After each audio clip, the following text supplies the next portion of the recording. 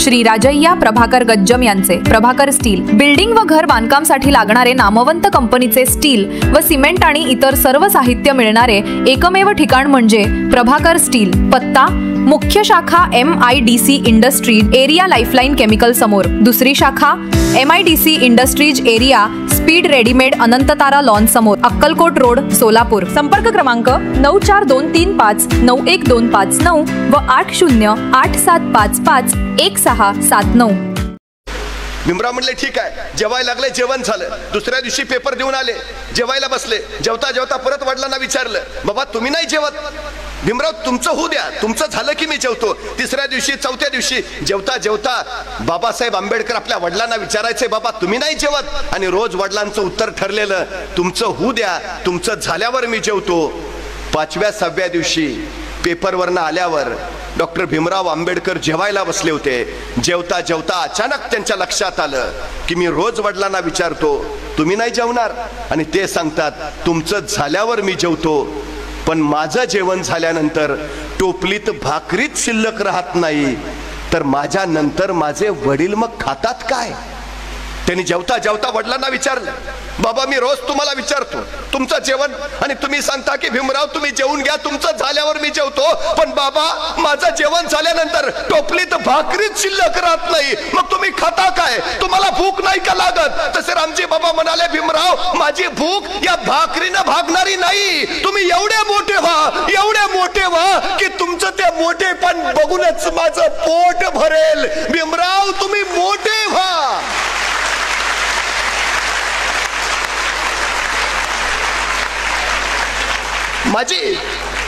माझी भूक अन्नानं नाही, तुम्ही मिळवलेल्या ज्ञानानं भागेल भीमराव। परिस्थिती नाही, घरात नीट उजेड नाही म्हणून आम्ही अभ्यासाला बसत नाही। ज्यांच्या घरात वीजच नव्हती आणि रस्त्यावरच्या विजेच्या खांबाच्या दिव्याखाली ज्यांनी शिक्षण घेतलं ते डॉक्टर बाबासाहेब आंबेडकर कोलंबिया विद्यापीठात गेले। आजही तिथं गेला तर त्या प्रवेशद्वारावर लिहिलंय अमेरिकेच्या कोलंबिया विद्यापीठात शतकातील सर्वोत्तम विद्यार्थी डॉक्टर बाबासाहेब आंबेडकर। काय परिस्थिती होती? तिथंच कुणीतरी एक धनिक पुत्र त्यांच्या बरोबर शिकायला होता। 18 तास बाबासाहेब आंबेडकर अभ्यास करायचे, रात्रभर टिपणं काढत वाचत बसायचे। तो धनिक पुत्र एकदा बाबासाहेबांना म्हणाला, बाबासाहेब अहो शरीराला थोडी झोप घेत जा, दुपारचं पोटभर जेवत जा। तसे बाबासाहेब आंबेडकर त्या धनिक पुत्राला म्हणाले, झोपायला मला वेळ नाही आणि दुपारचं जेवायला माझ्याकडे पैसे नाहीत।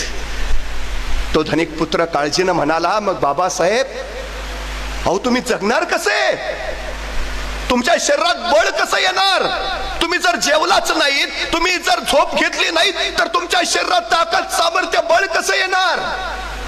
तर डॉक्टर बाबासाहेब आंबेडकर म्हणाले, ज्यावेळी मला असं वाटतं खचल्यासारखं, त्यावेळी माझ्या डोळ्यापुढं राजर्षी शाहू महाराज उभा राहतात, माझे हजारो दलित बांधव माझ्या नजरेसमोर येतात आणि माझ्या अंगात मग बळ येतं।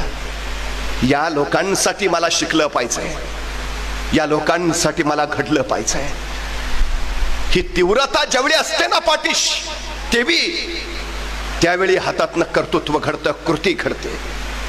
तुमची पिढी सुरक्षा कवचात आहे। तुमच्या वडिलांनी जेवढे कष्ट सहन केले ते तुमच्या वाट्याला नाही आले। तुमची आई जेवढी राबते तुम्हाला ती गरज नाही, कारण त्यांनी सावली तुमच्यावर इतकी प्रेमाची धरली आहे, कारण त्यांच्या आयुष्याचं अर्थ जगण्याचं सार्थकच ती आहे। वडील सांगतात, माझी खूप इच्छा होती सायकलवरनं शाळेत जावं, पण मला कधी सायकल मिळू शकली नाही, पण माझ्या मुलाला मात्र मी शाळेत जायला पहिली सायकल घेऊन देणार। जे मला मिळालं नाही ते माझ्या मुलाला मिळालं पाहिजे, जे आम्हाला बनता आलं नाही ते आमच्या मुलांनी बनलं पाहिजे। सगळं आयुष्य तुमच्यासाठी समर्पित करून टाकतात। इच्छा काय आहे? तुम्ही घडावं, तुम्ही बनावं। काय करायचंय आम्हाला? तेच तर बनायचंय। पण काय झालंय,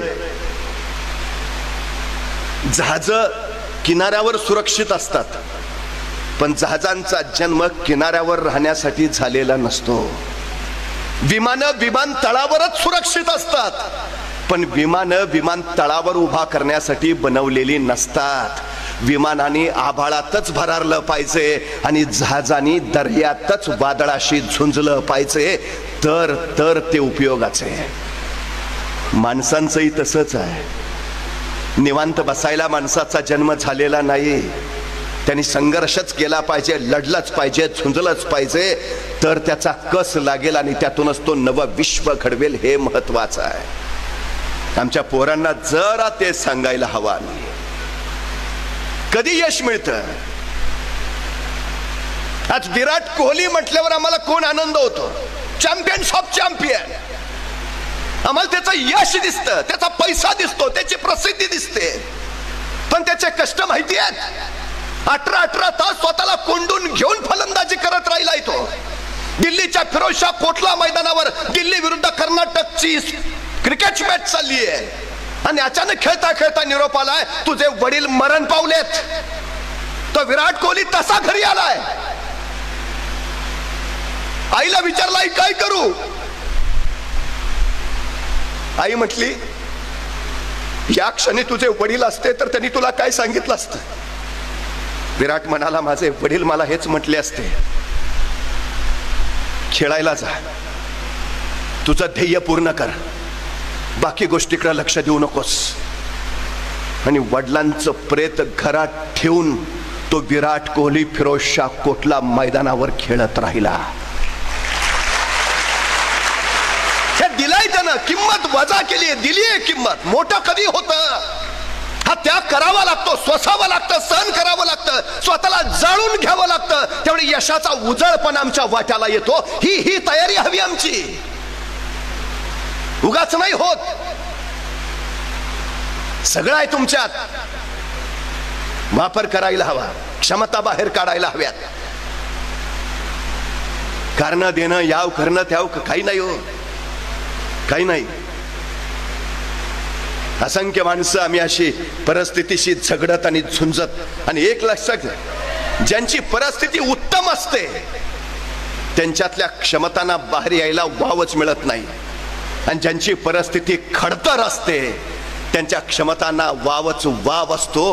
हे सगळ्यात महत्वाचं. अशी असंख्य माणसं तुम्ही बघितल्याची आजूबाजूला.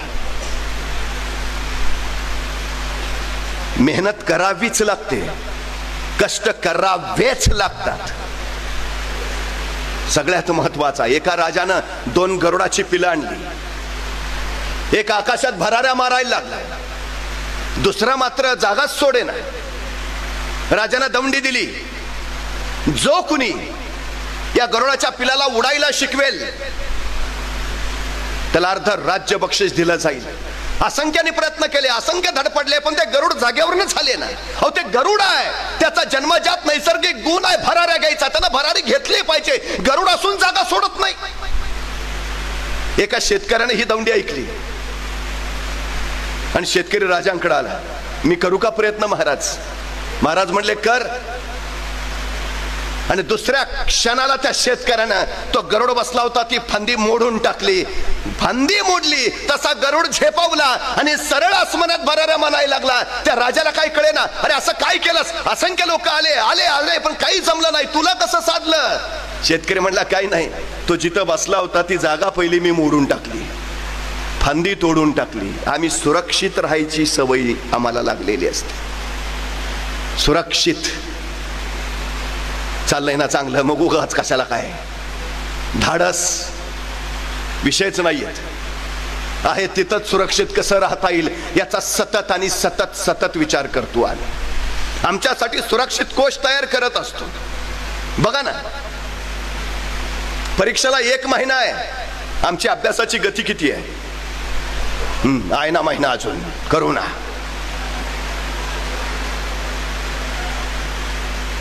एखाद्या परीक्षेतल्या पेपरला सुट्टीच नसते. आजचा पेपर झाला की उद्या लगेच दुसरा पेपर असतो. आम्ही इतक्या वेगात असतो, आमचं जेवणाकडे लक्ष नसतं. येतो पटकन अभ्यासाला बसतो, उद्या पेपर आहे, उद्या पेपर आहे, अभ्यास रात्रभर, दुसऱ्या दिवशी पेपरला. आणि तो पेपर झाला की परत 4 दिवस सुट्टी असते. तो पेपर देऊन आला की निवांत. तो पेपर 2ला सुटला तरी घरी 7ला येतो. मग आता आहे ना 4 दिवस सुट्टी. सुरक्षा कोश तयार झाला. दुसरा दिवस उजाडतो, अरे 2-3 दिवस पेपर राहील, मग आहे अजून 2-3 दिवस. त्यातलेही 2 दिवस जातात, अरे परवा पेपर आहे ना अजून 2 दिवस. तोही दिवस जातो, उद्या पेपर, पुस्तकच नाही माझ्याकडं. मग तिथनं शोधाशोधीची. मग दुपारपर्यंत कसा तरी पुस्तक घेऊन येतो. मग पुस्तक घेऊन घेताना ते मित्र म्हणतात आपण सगळे एकत्रच बसू, उद्या पेपर आहे. आता एकत्र आले की अभ्यासच झाला. संध्याकाळ अशीच उजाडते.